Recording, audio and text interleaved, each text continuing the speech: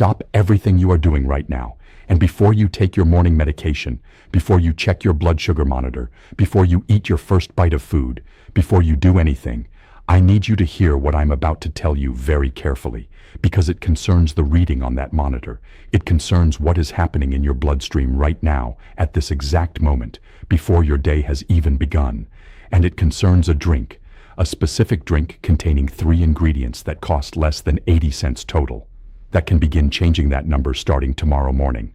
Your fasting blood sugar, the number you measure first thing in the morning after not eating overnight, is one of the most important indicators of your metabolic health. It tells you what your insulin and your cells are doing when they have had the entire night to work without the complication of food. A normal fasting blood sugar is between 70 and 100 milligrams per deciliter. If yours is running higher than that, if it is in the 120s, the 140s, the 160s or above, your body is telling you something important. It is telling you that your cells have lost the ability to respond properly to insulin, that the insulin your pancreas is producing, and your pancreas may be working very hard, is not being heard by the cells that need to absorb glucose from your blood. This is insulin resistance. And insulin resistance after 70 is not simply the consequence of aging. It is the consequence of specific addressable deficiencies and specific addressable dietary patterns. And the most important single intervention for reversing insulin resistance in the morning, the intervention that addresses the cellular mechanism directly, takes 60 seconds to prepare, costs less than 80 cents, and can begin producing measurable results within the first 7 days of daily use. Barbara is 74 years old. She had been on Metformin for 8 years. Her fasting blood sugar had been running between 145 and 165 consistently for the past 3 years despite the medication. Her endocrinologist had been discussing adding a second diabetes medication. Barbara had been told her condition was progressive, that her pancreas was deteriorating, that she would need more medication over time. Barbara drank this every morning for 30 days. Her fasting blood sugar at day 30 was 94 milligrams per deciliter, normal range, for the first time in 8 years. Her endocrinologist reduced her metformin by half at her 30-day follow-up. He sat across from her and said 4 words that she will never forget. He said, "Tell me what changed. Let me show you exactly what changed, and exactly why it worked when 8 years of medication alone could not." Barbara came to me not because she had given up on conventional medicine, but because conventional medicine, in 8 years, had not given her a fasting blood sugar below 130. Not once. Despite full compliance with her metformin prescription, despite following every dietary guideline her endocrinologist had provided, despite walking 30 minutes every day as recommended, despite measuring her blood sugar twice daily and recording every number in the log her doctor had asked her to keep. 8 years of careful, faithful effort, and fasting blood sugar consistently in the 140s and 150s. She was 74. She had been diagnosed with type 2 diabetes at 66, which is statistically one of the most common ages of diagnosis for the condition. Her endocrinologist had started her on metformin at 1 gram per day, increased it to 2 grams over the first year, and had maintained that dose for 7 years, while the fasting blood sugar numbers declined from their initial highs, but plateaued far above normal range. She had gained 11 pounds since her diagnosis, despite genuine effort to control her diet. Her energy, which she described as having been excellent throughout her 50s, was now consistently low. She woke tired. She was tired by mid-afternoon. She was tired in the evenings. She did not sleep well because her blood sugar was disrupted enough overnight to produce the mild hypoglycemic events that wake you at 3 a.m. with a cold sweat and a racing heart. Her quality of life was not bad, but it was not what she wanted. And the conversation with her endocrinologist at her last appointment, the conversation about adding a second medication, about the progressive nature of her condition, about what to expect over the next 5 years, had frightened her in a way that she described to me carefully and honestly. She said, "He made it sound like this is only going to go in one direction, like the only question is how fast, and I am not willing to accept that without trying everything I can first." I told her about the drink. I explained each ingredient. I explained the mechanisms. I gave her the exact protocol.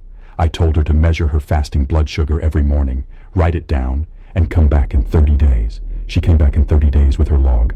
I looked at the numbers, day 1 through day 5, 148, 151, 144, 147, 143. Then day 6, 137, day 7, 131. Then a consistent downward trend. Day 15, 118. Day 22, 107. Day 30, 94. 94 milligrams per deciliter. Below the diabetic range, below the pre-diabetic range, in the normal range. I looked at her log for a long time before speaking.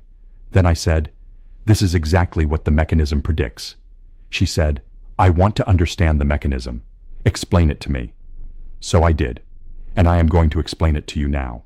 Understanding why blood sugar becomes progressively more difficult to control after 70, and understanding it at the cellular level, is what makes the solution make sense. Without understanding the mechanism, the drink is just another supplement claim.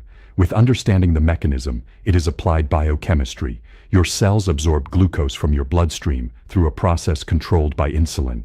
Insulin, produced by the beta cells of your pancreas, acts as a key.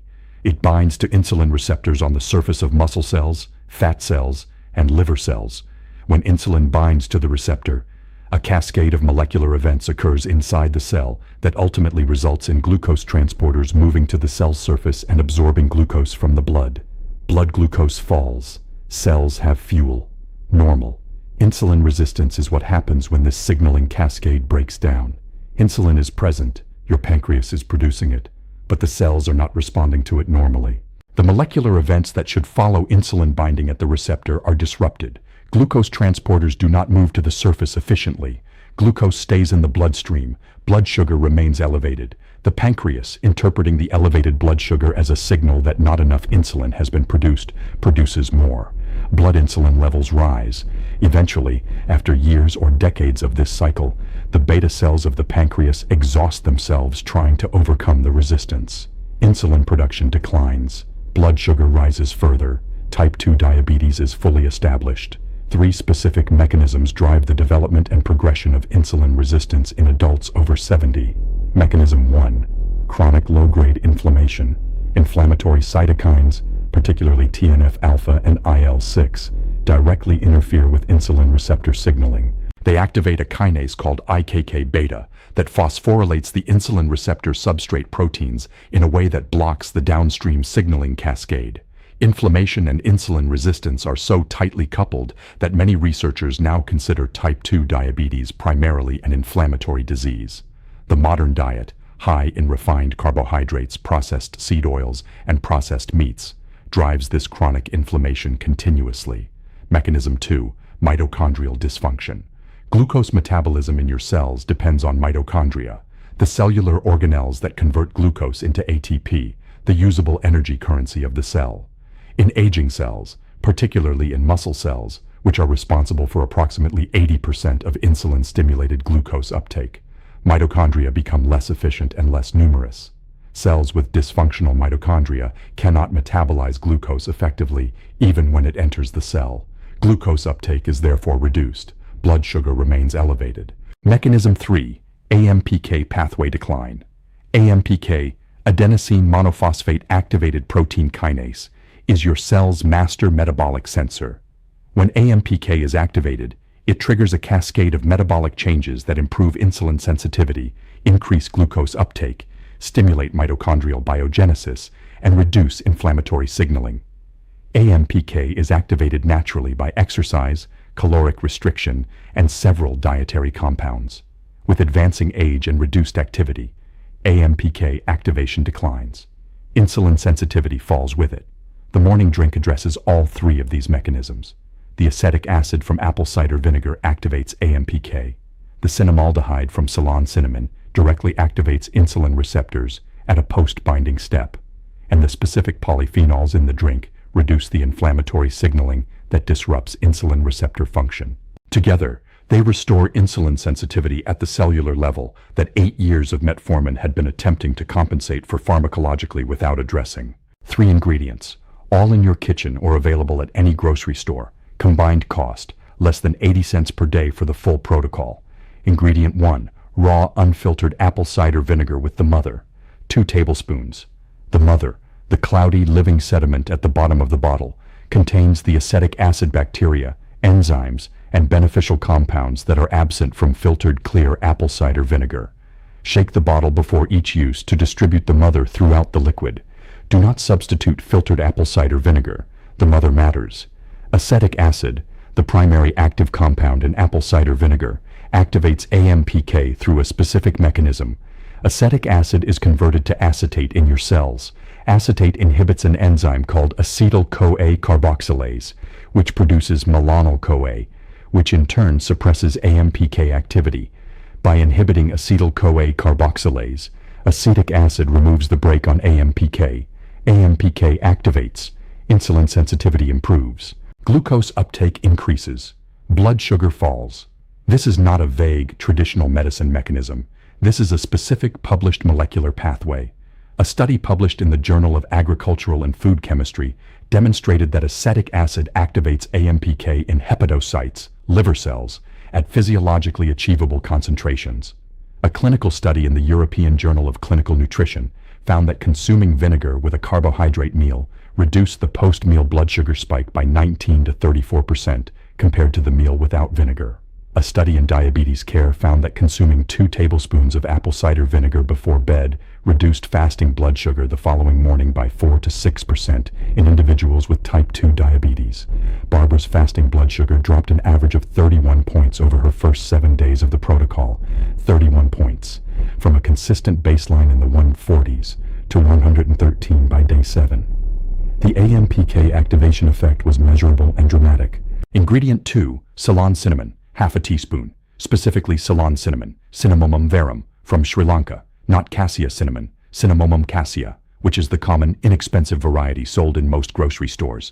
The distinction is critical for 2 reasons. First, Ceylon cinnamon contains higher concentrations of the active compounds responsible for its blood sugar effects, particularly cinnamaldehyde and type A polymeric procyanidins.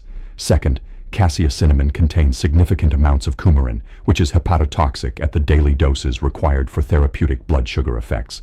Ceylon cinnamon contains negligible coumarin. Look for Ceylon cinnamon specifically.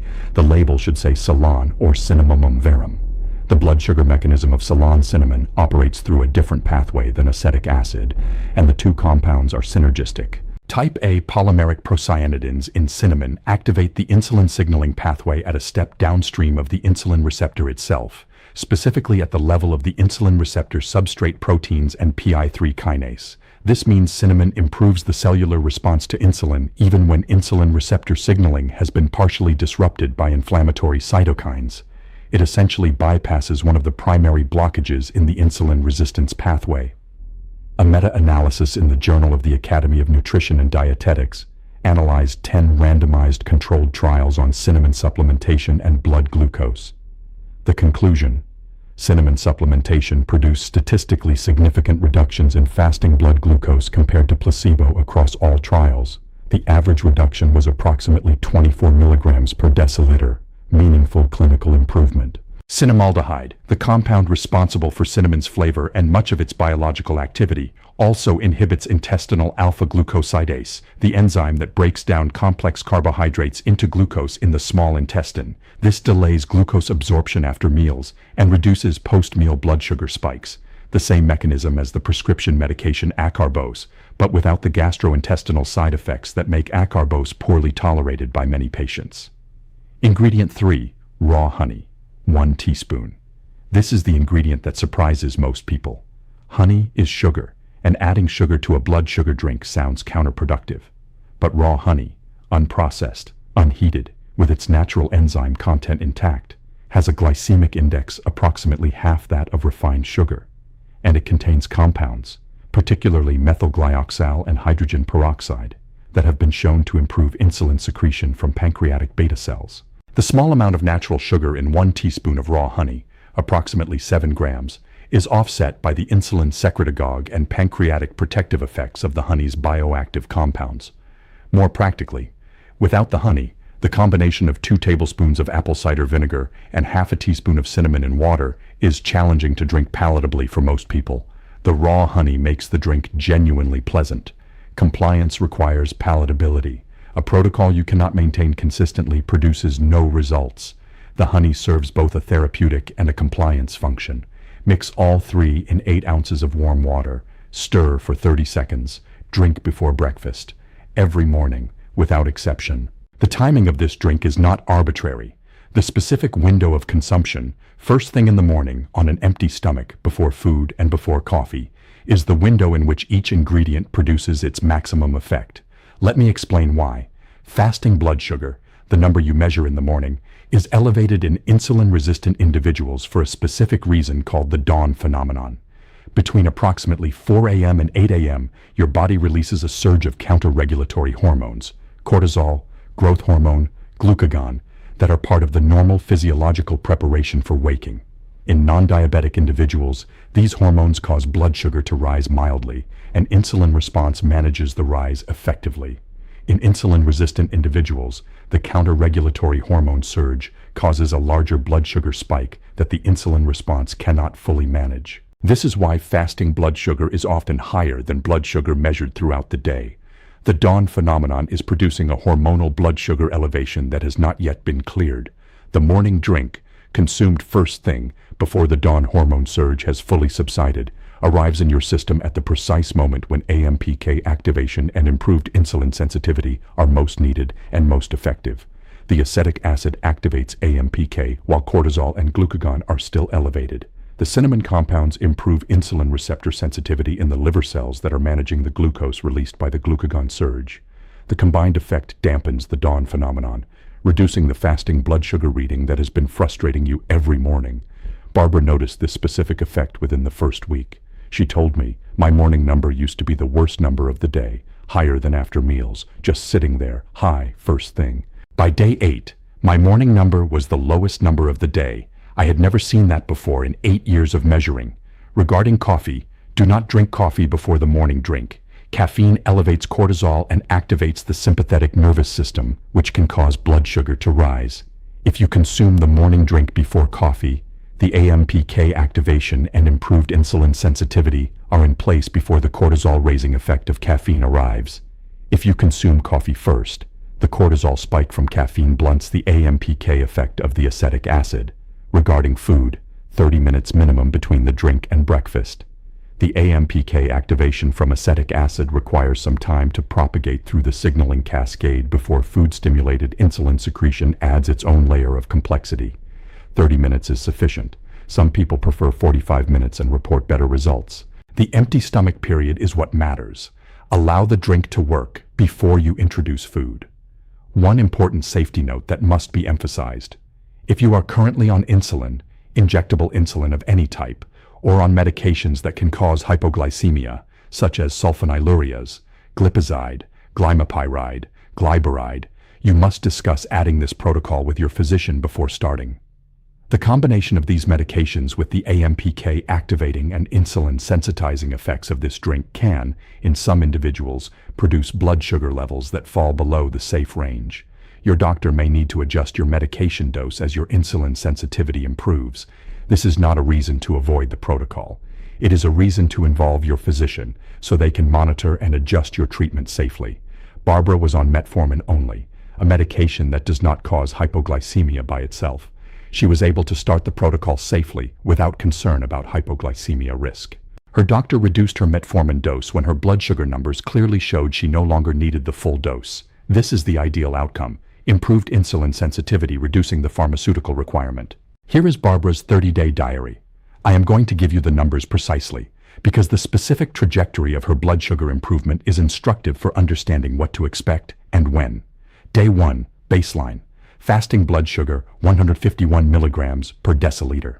This was typical for Barbara. Her morning readings had been in the 140s to 160s consistently for 3 years.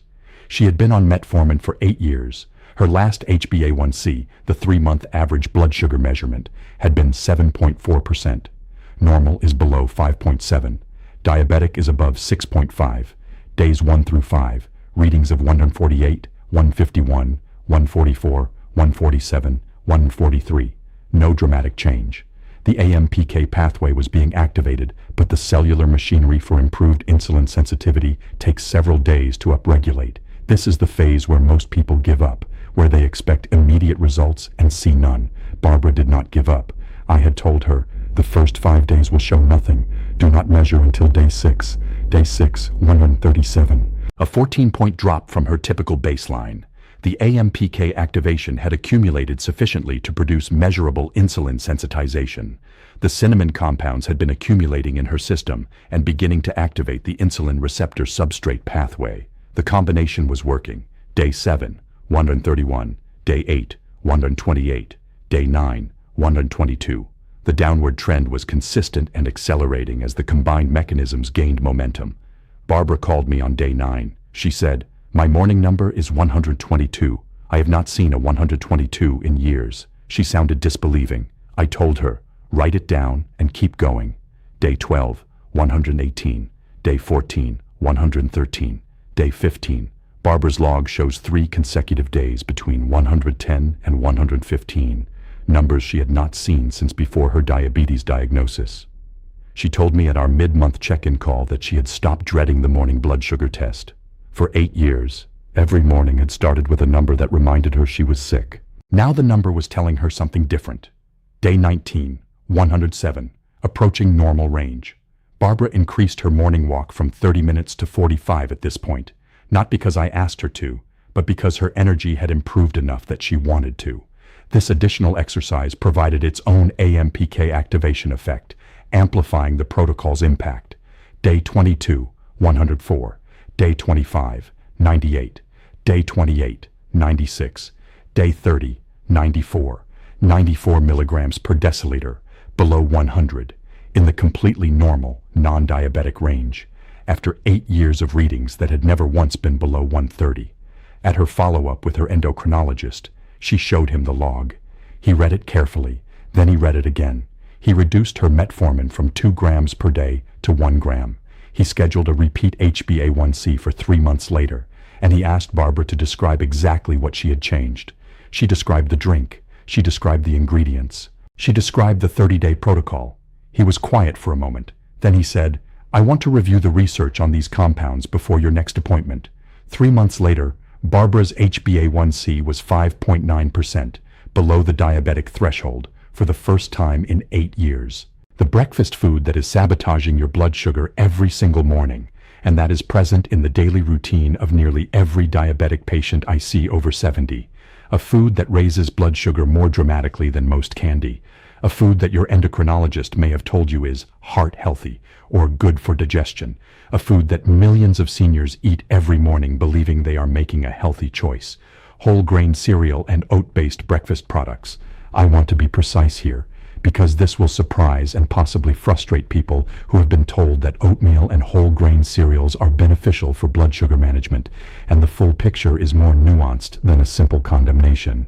Traditional minimally processed oats, old-fashioned rolled oats, or better yet, steel-cut oats, cooked slowly and eaten with fat and protein, have a moderate glycemic index and are not particularly problematic for most people with insulin resistance.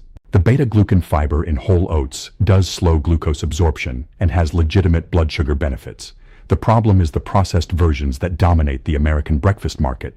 Instant oatmeal packets, flavored oatmeal products, granola, oat-based cereals, even many products labeled steel-cut that have been pre-cooked and dried. These products have had their complex starch structure disrupted by processing, increasing their glycemic index dramatically compared to the unprocessed whole grain.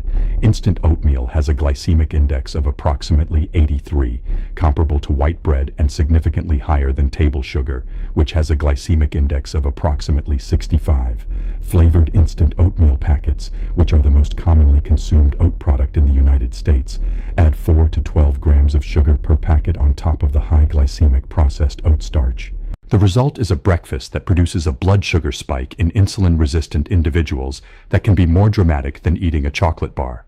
Barbara had been eating instant oatmeal every morning for 4 years, believing she was making the diabetic-friendly choice her doctor had recommended. She had been told, whole grains are good for blood sugar. She had not been told that the processing of the grain matters as much as the grain itself. At the start of her protocol, I asked Barbara to replace her instant oatmeal with 2 eggs cooked in olive oil and half an avocado. The same caloric load, the same morning routine, completely different blood sugar impact. Eggs and avocado produce almost no blood sugar spike, are high in protein and fat that slows gastric emptying, and provide sustained energy without the mid-morning crash that follows a high glycemic breakfast. Barbara told me that the combination of eliminating the instant oatmeal and starting the morning drink produced results in the first week that she attributed to the drink alone. But when I reviewed her detailed diary, the timing of her blood sugar improvement was clearly consistent with both changes occurring simultaneously. The drink is powerful. The removal of the morning blood sugar spike from processed breakfast foods is equally powerful. Together, they produced a 30-day fasting blood sugar reduction of 57 points. Barbara's HbA1c is 5.9%. She has been diabetic for 8 years. She is not diabetic by clinical measurement anymore. Not because her pancreas healed overnight, but because her cells have recovered enough insulin sensitivity that the pancreatic function she still has is now adequate to manage her blood sugar normally. Her endocrinologist reviewed the research. At her most recent appointment, he told her, "I have started recommending this protocol to my patients who are willing to commit to it consistently." He said it quietly, with the particular expression of a physician who has been surprised by evidence they should have encountered sooner. Your insulin resistance is not permanent. Your cells are not permanently broken. The molecular pathways that insulin uses to move glucose into your cells are damaged by inflammation, by mitochondrial dysfunction, by AMPK pathway decline. They respond to the right inputs. They respond to acetic acid activating AMPK.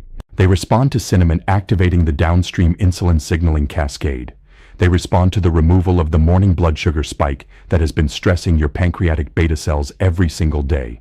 2 tablespoons of apple cider vinegar with the mother, half a teaspoon of Ceylon cinnamon, 1 teaspoon of raw honey, 8 ounces of warm water, every morning, before food, before coffee, for 30 days.